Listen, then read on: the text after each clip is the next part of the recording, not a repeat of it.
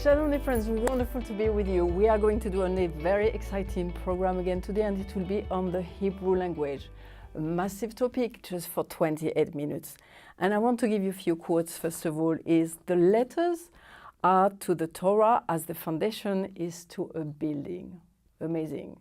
Something else, the wisdom of the alphabet, so is the Hebrew alphabet, is for the beginner and for the scholar. So it's for all of us, we can really take things out of it. The word sustain the world. Can you imagine that?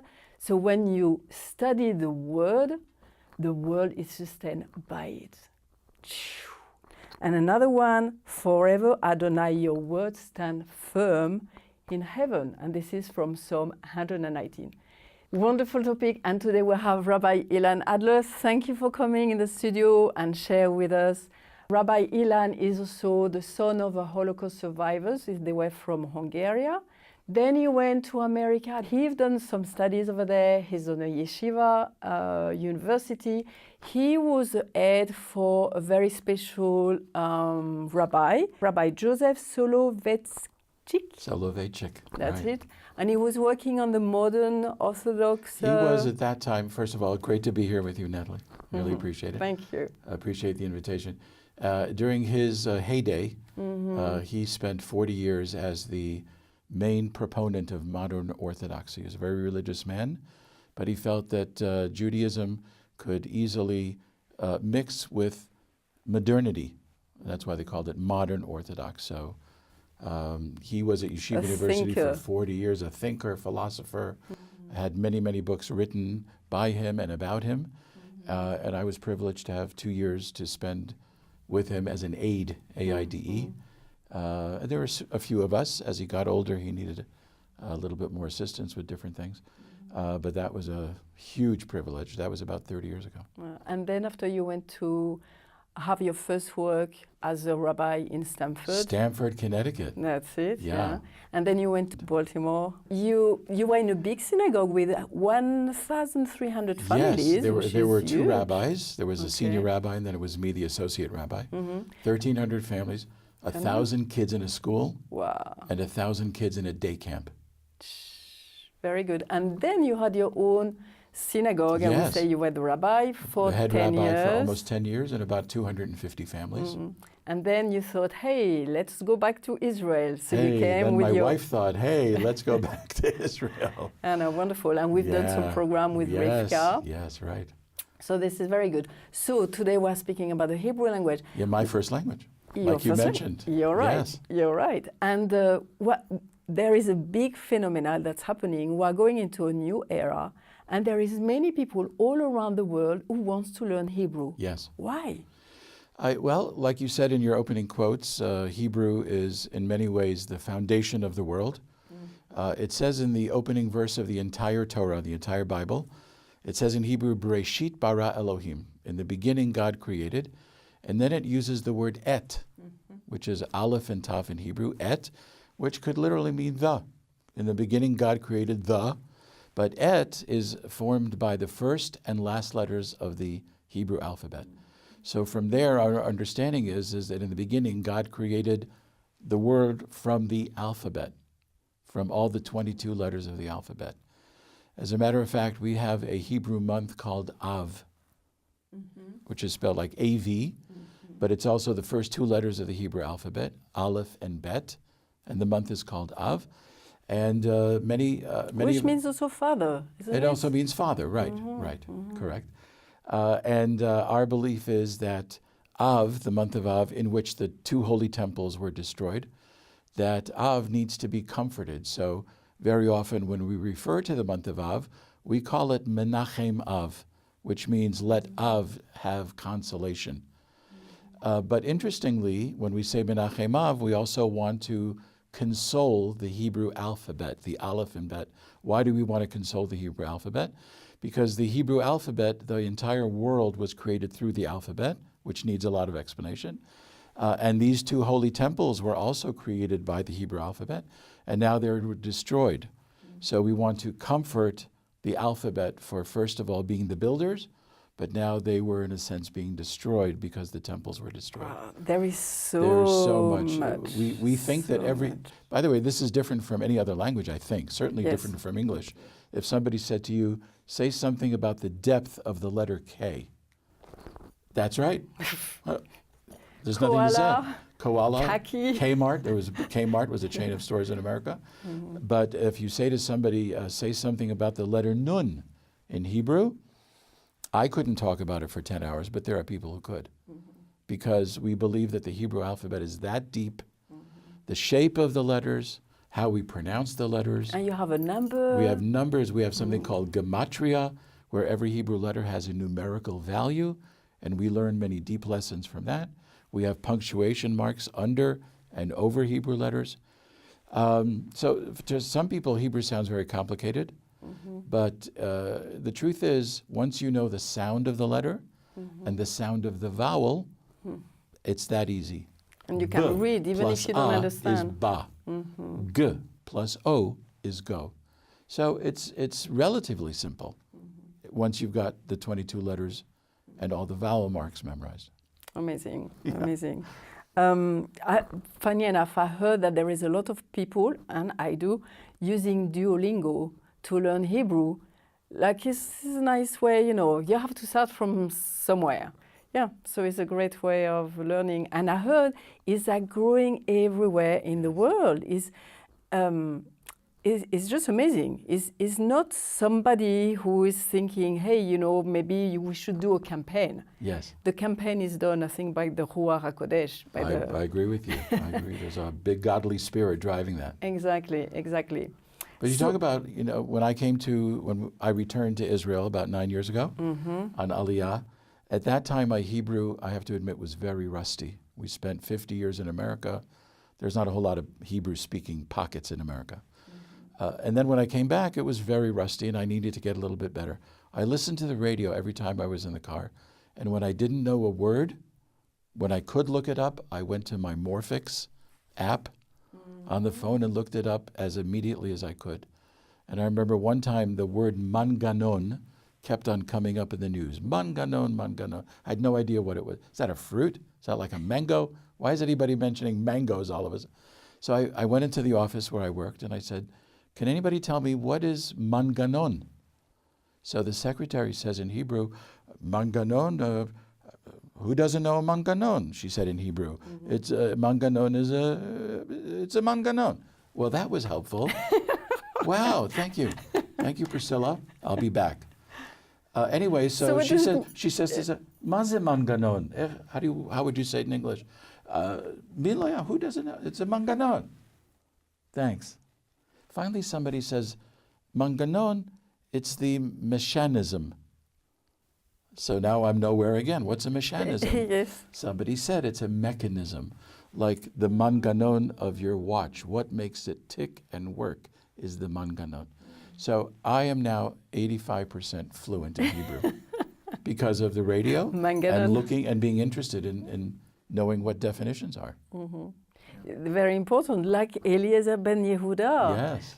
Maybe you can speak a bit about him, and he had to do a new dictionary. Yes, he had to resurrect. He was born about the 1850s, passed away like 1920 here. Back then it was called Palestine. And he had to resurrect the whole language because there was a lot of Aramaic going on.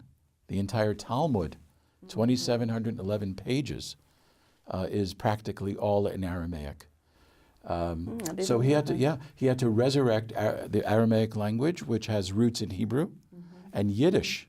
Yeah, because it's very which close. also has roots in Hebrew. Aramean is very, very close to the Hebrew. Yes. Because I think people sometimes think that is very different, but it's very close. Yeah, very close. Yeah, if you're proficient in Hebrew, when you read an Aramaic word, you can see the Hebrew root in the Aramaic. So he had a big job to do. He felt very, very strongly that the only way this country is going to live culturally, spiritually, is to regain the texts of the Jewish people, which were all in Hebrew. Regain the Torah text, the Bible text, regain the prayer book texts. So he had to move people away from the Aramaic, away from the because when Yiddish, he came, and recreate, and he made up words. You're right. Sometimes he you're made up right. words. We, interestingly enough, are kind of going away from that because you probably know, and many of your listeners You know, use a lot of English, words are Hebraicized. which You is know, sad it's in one way. sad. Because you had, I know he was like really chiseling some Yeah. some words that Right. he was taking from the Torah or from other Yes. Asian books. Yes. And so, okay, this means that. And so he was using, which is important, like when you are speaking about the letters are not just like you say in English, we say K is okay, Yeah. and you don't really know why. Right. But like in Hebrew, it's like the letters, they have a role, Yes. but they also have a purpose. Yes. And they are designed in a Yes. special way. I'm going to show you an example. I just happen to have one here. I'm going to show this as well as I can over here. Is this good? Right over here? So here are the words for truth, is the word emet. Emet. You see the letters as an aleph, a mem, and a t sound with two as, emet. And this is the word for lies, or sheker. Sheker. So the thing that I like to point out is you talk about the shapes of the letters and how we extrapolate meanings from the shapes. So all of these letters for the word truth all have a firm foundation. They all stand on a line to indicate that truth is always resting very comfortably, very nicely. When you get to sheker, this letter rests on a little point. This one has a little point, very shaky, and this one has a little point, as if to teach that lies are always shaky. And they won't last. They may start out a little bit true, but in the end they're going to topple and fall, and they're not going to last. Amazing, amazing. And when we see, I love this name, Emet. Yes. Yeah, you have the first letter Yes. of the alphabet and the And last one the first and letter, the middle. aleph and taf. Exactly. So truth is true from the beginning to the middle to the end. Exactly. This is amazing. Now, could you tell us, because when you read the Bible, Yes. when I started to be interested in the Hebrew language, I discovered by reading really seriously the Yes. Bible, I would Yes. say, that from Genesis 1 to Genesis 11, there was only one language. Yes. And it was Hebrew. That's right. Yeah, so could you explain a bit? Because as Christian, I've never learned that Yes. before. And suddenly when I got interested, I discovered all these things. Yes. So our traditional belief and understanding is that God created the world with the Hebrew letters. And so when he's talking to Adam, he's talking to Eve, he's talking to the other generations, our assumption is that it's all going to be in the language that he loves. So our assumption is that if Hebrew is such a treasure to God, this is what he must have communicated with Adam and Eve and all the successive generations, that they all spoke Hebrew. Could they have spoken some other dialect? I don't know. I may look like I was there, but I was not there. So, but then comes the Tower of Babel, and Babel is good both in the Hebrew and in the English. He caused the people Babbling. to babble. He took away that one unique language, which caused them to work together. And once he confounded that language and caused them to speak other languages, they didn't understand each other. So they couldn't build anymore. They had no more manganon, so to speak. And then from that point on, languages became diffused. But the Jewish people always believed that Hebrew and speaking Hebrew, praying in Hebrew, studying in Hebrew, we've always believed that that is the treasured language of God. And as much as he loves to hear all of the other languages, the Hebrew for him, I'll give you an example. I once had a young girl in my high school class, and it was a class on prayer. And she wanted to know, is it okay if I don't pray in Hebrew, if I pray in English? Does that have any value? And I said, of course it has value. You pray in any language, especially that you understand, that inspires you as you're saying it. Of course, that's the big prize. But I said, here's what praying in Hebrew does. Let's say you have a big key ring, and there's like 50 keys, and there's only one lock at that door. So you have to try each. Oh, that didn't work. Oh, that didn't work. This looks like, that didn't work. So you're there, half a day trying to find the right key. So English or other languages, you're eventually going to get the right key. But when you're praying in Hebrew, there is one key on the ring, and that opens up the heavenly treasures that we're trying to access. And we feel like we're doing it in Hebrew.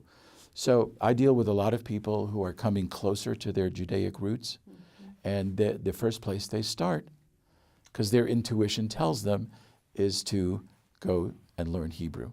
That's going to unlock the heavenly treasures that they're so anxious to have. This is amazing, and it's really something that's happening all around the world. Now, the same, when you say that, why? Because for centuries, I would say, most of the school, like Bible school, they've been studying in Greek. And now there is a reverse, and people are saying, well, it's very important. It's like you say that, and it's very interesting, because I think it's instinctively, when we are thirsty for God, it's like, okay, let us go back to the source. Right.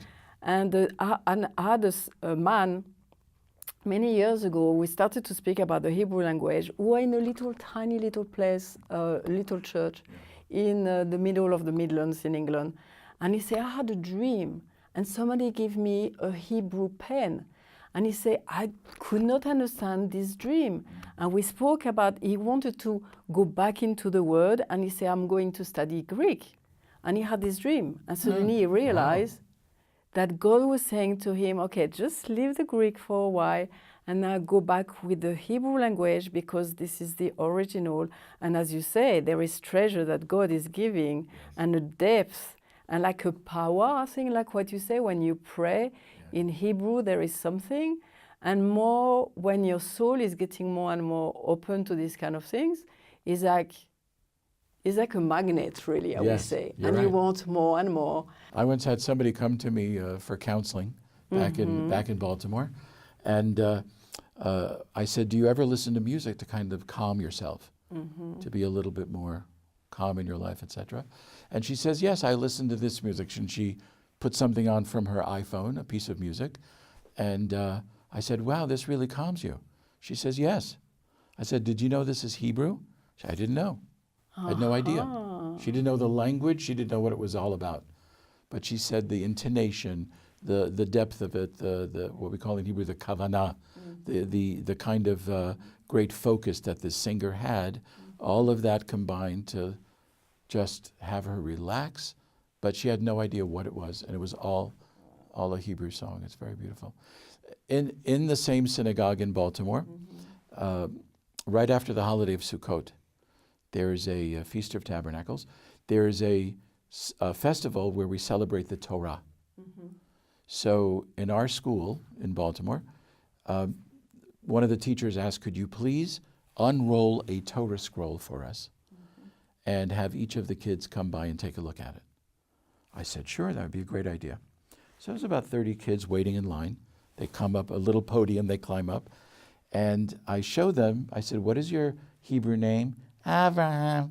Very nice. Avraham, you're 18, you shouldn't be talking. No, he was a little kid. Avraham. I said, do you know the first letter of Avraham? Aleph. Can you find an Aleph as you're looking at the Torah? Can you find an Aleph over here? And they point, there's one. That's wonderful. So, of course, the teachers who are there, they all applaud. What happened is that after this little episode, they sent out an email to the parents of what the kids did. And the parents were so sorry that they weren't there to capture their kids looking at a Torah scroll pointing to the Hebrew letter of their kid's first name.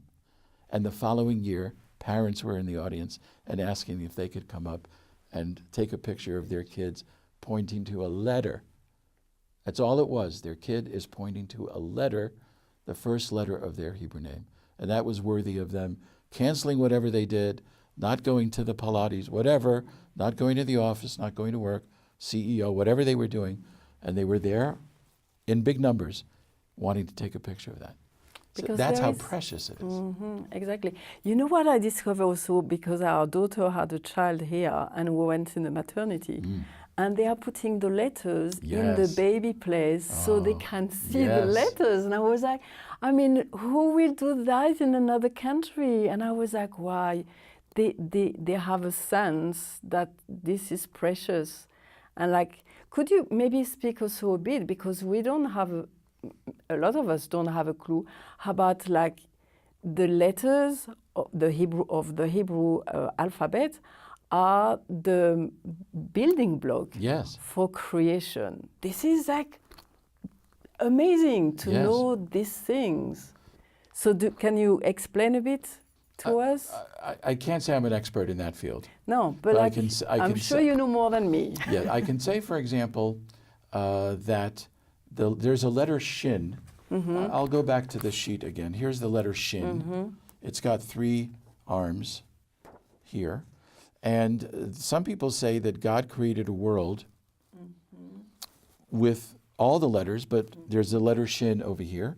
And the letter shin indicates that God created a world where there are going to be 3 primary relationships. There are 3 arms to the shin. One primary relationship is between us and God. Another primary relationship is between us and our fellow human beings. A third primary relationship, often forgotten, is between us and ourselves. What do we owe ourselves? Wow. How do we relate to me, myself, and I, the 3 of us? Yeah. Not selfishly, but what do I need? How often do we listen to people who have unfortunately passed away, and in their eulogies they're described as the people who always put themselves second and all others first. And whenever I hear that, I go, that's nice, but I wonder. Yeah. That's a- Wow, this is Where very the- deep. So that letter shin Which is would be an again- indication of these 3 primary. So Yeah. God creates a world with these letters to indicate that each letter has a message to the world. The way it's formed, the way it's shaped, the way it's pronounced. The Shabbat, the word Shabbat, the Jewish Sabbath, the first letter is sh, which is a quieter. Shabbat is supposed to be a quieter day, a more reflective, and so it begins with a shh, and so on. And bat, I like I don't know, sometimes I say, because I love this name Shabbat, there is so much in it. I say, bet is bait, is the house. Right. And the Shabbat is in your home. Yes. Because sometimes as Christians we've been told that is in the church, but no, it's not. It's like, it's in our home. It's like our daily home, which is so important. That is there. Wow, this is just amazing. You're right. Most Jewish rituals are home rituals. And the family. Yes. So it's like a home for the family. Right, This right. is just amazing. Right. Now, there was a passage in Zephaniah 3:9, which is an amazing verse, which is like, roughly in English, is like, He will give us back, God will give back the Hebrew language. I mean, a pure language, sorry. Yes. And when you speak about all these things, we can obviously imagine that is a pure language, which is the Hebrew language.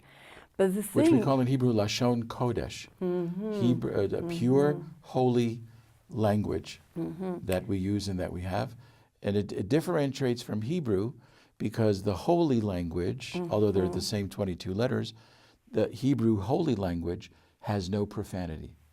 no special, no words. Even in the that- Talmud, when it wants to refer to sexual things, it uses euphemisms. It never calls anything by a name. It's a euphemism. It's a cleaner, more G-rated.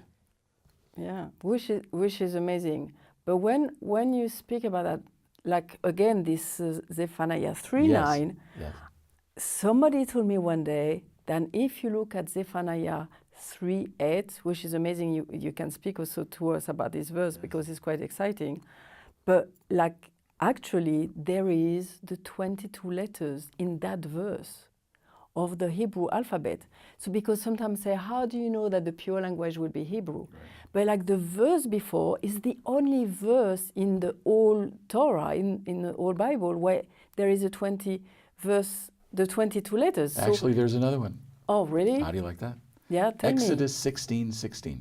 Oh, I don't know that one. It talks about the manna bread that will Yes. fall from the sky to nourish the Jewish people in their 40 years in the desert. Exodus chapter 16, verse 16, talks about collecting the manna bread and it also has all 22 letters, as if to say these letters, not only the manna itself, but the letters of the Hebrew alphabet will also be a nourishment to you until such time as. It's just amazing. Yeah, but the prophecy in Zephaniah, which I think some call Zephaniah, so I don't know how people would refer to it, it talks about in chapter 3, verse 7, 8, 9, speaking about a war that God will create between nations. Those nations that oppress the Jewish people throughout our history will war against each other, fighting over Israel, and their punishment will be that they will, in a sense, decimate each other. And when that happens, it's called, in Hebrew, the war of Gog and Magog. When that happens, the prophecy of Zephaniah is that at least the Jewish people, but perhaps the entire world, will then go back to speaking only Hebrew. This is exciting. And calling upon God's name, not only with the 22 Hebrew letters, but there's a special name of God. Some say it has 42 letters. Some say it has 72 letters. In either case, it's been forgotten, so we don't know what that name is. But they say that we'll go back to calling upon God's name with his most holy, most reverent name that he ever has, which, thank you for not asking me, how did we forget it?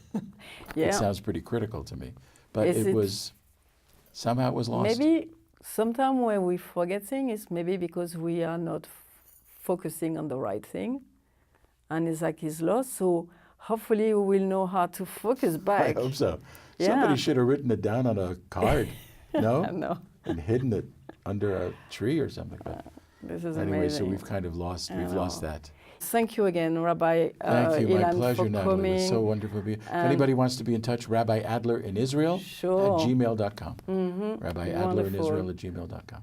So thank you, Rabbi Elan, for my coming. Pleasure. It's like amazing. We just touched a little of there's so the much beautiful, more. the beautiful thing. Thank you for all your expertise. Thank you. And to find all this beauty from the Hebrew language and from Rabbi Elan and from me.